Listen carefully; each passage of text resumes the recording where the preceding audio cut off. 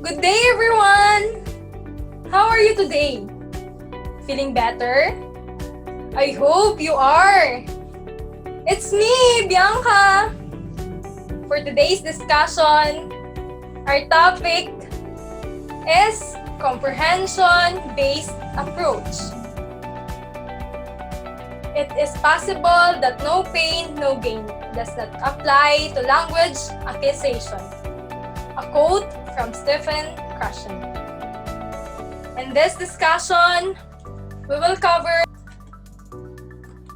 what is comprehension-based approach, the proponents and influential linguists, the advantages and disadvantages, and lastly, how is comprehension-based approach applied in the classroom setting? In the 1960s and 1970s, research gave rise to the hypothesis that language learning should start first with understanding and later proceed to production.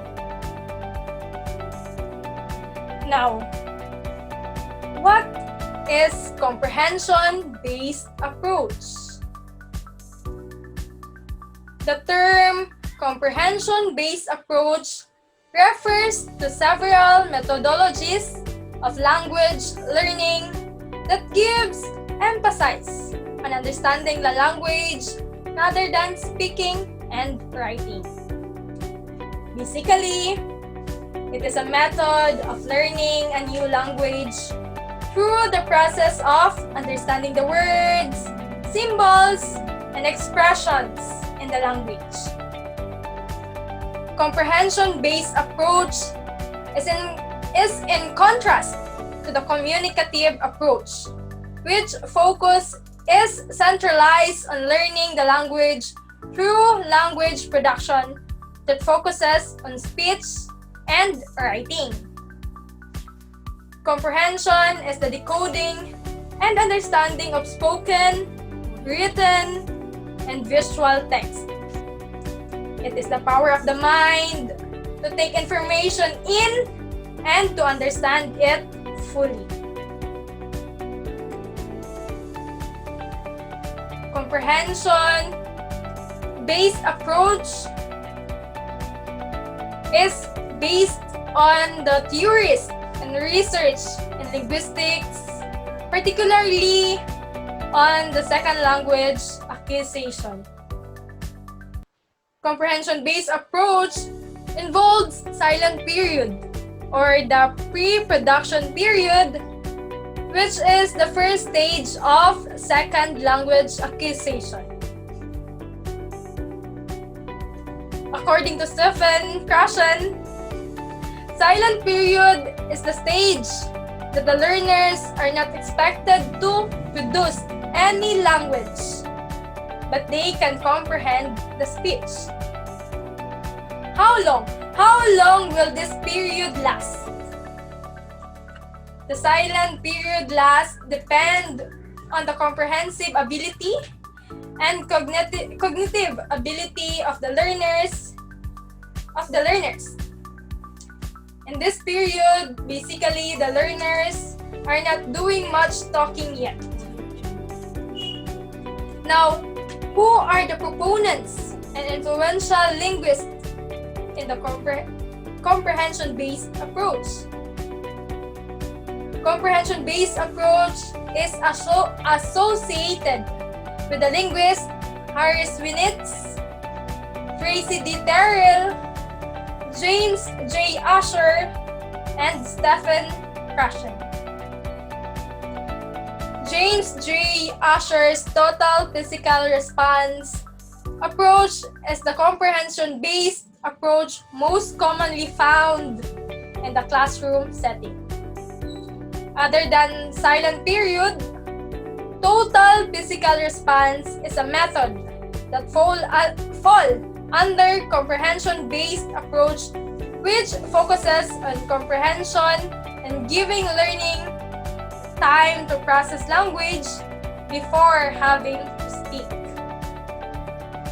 In this total physical response.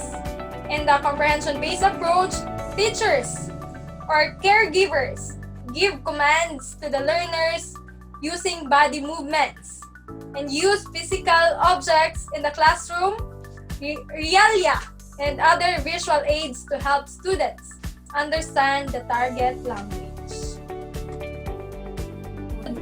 What are the advantages?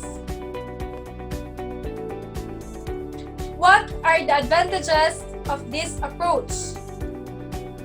First, when a learner understands the meaning and application of the words, symbols, and expression of the target language, it is easy and effortless for the learners to speak the second language.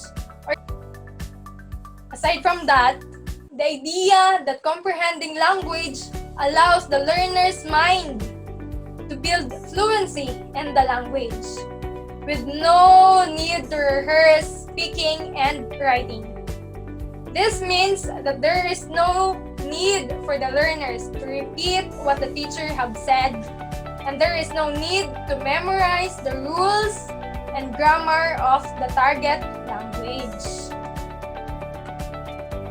What are the disadvantages?